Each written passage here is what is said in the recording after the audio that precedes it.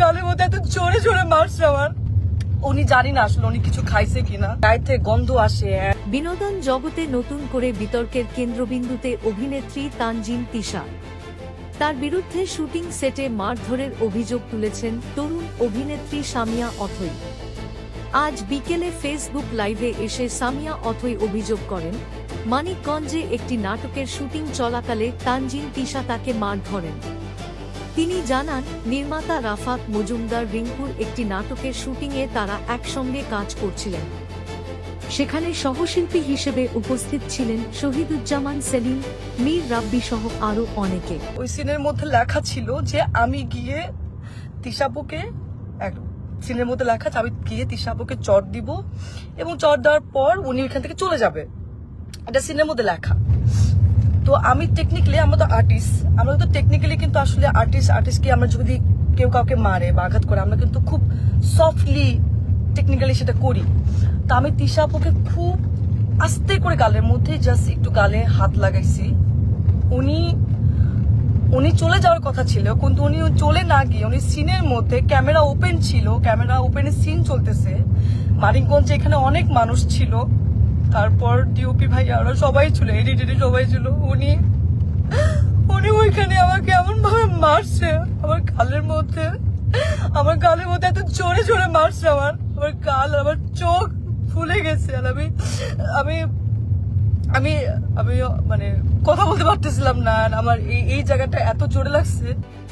লাইভে সামিয়া অথৈ বলেন, মানিকগঞ্জে শুটিংয়ে যাওয়ার সময় তিনি সিনিয়র শিল্পী হিসেবে তানজিন তিশার জন্য একটি উপহার নিয়ে যান। তবে তিশা সেই উপহার গ্রহণ করেননি। এরপর শুটিংয়ের প্রথম দৃশ্যেই নাকি তাকে আঘাত করা হয় বলে অভিযোগ করেন অথৈ। এতে তার হাতে কিছুটা জখম হয়েছে বলেও দাবি করেন তিনি।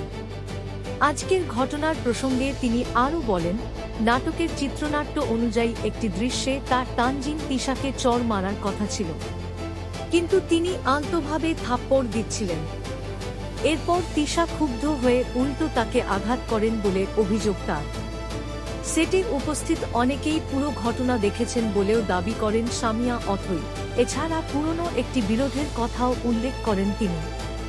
তার দাবি, প্রায় 2 বছর আগে এক নায়কের সঙ্গে অভিনয়কে কেন্দ্র করে তাদের মধ্যে মনোমালিন্য হয়েছিল, যদিও পরে তা মিটে যায় বলে জানান তিনি। অন্যদিকে এসব অভিযোগ অস্বীকার করেছেন তানজিন তিশা। তার দাবি, নাটকের স্ক্রিপ্ট অনুসরণ না করে সামিয়া অথৈ আগে তাকে আঘাত করেন। হঠাৎ পরিস্থিতিতে তিনি মাথা ঠিক রাখতে পারেননি এবং পাল্টা প্রতিক্রিয়া দেখান। তানজিন তিশা আরও বলেন, ফাইনাল শুটিংয়ের আগে রিহার্সেল হয়েছিল এবং তখন কোনো সমস্যা হয়নি। যদি পূর্ব শত্রুতা থাকত তাহলে তিনি একসঙ্গে কাজই করতেন না। অথৈ যে অভিযোগ তুলেছেন তার বেশিরভাগই বানানো বলেও দাবি করেন তিশা। ঘটনাটি ঘিরে এখন বিনোদন অঙ্গনে চলছে আলোচনা। তবে এখন পর্যন্ত প্রযোজনা প্রতিষ্ঠান বা সংশ্লিষ্ট নির্মাতার পক্ষ থেকে আনুষ্ঠানিক কোনো বক্তব্য পাওয়া যায়নি। শুটিং সেটের এই ঘটনার সত্যতা ও দায় কার তা নিয়ে চলছে পাল্টাপাল্টি বক্তব্য। বিষয়টি নিয়ে আনুষ্ঠানিক তদন্ত বা সমাধান হয় কিনা সেটাই এখন দেখার বিষয়। এ ধরনের সর্বশেষ আপডেট পেতে আমাদের চ্যানেলের সঙ্গে থাকুন।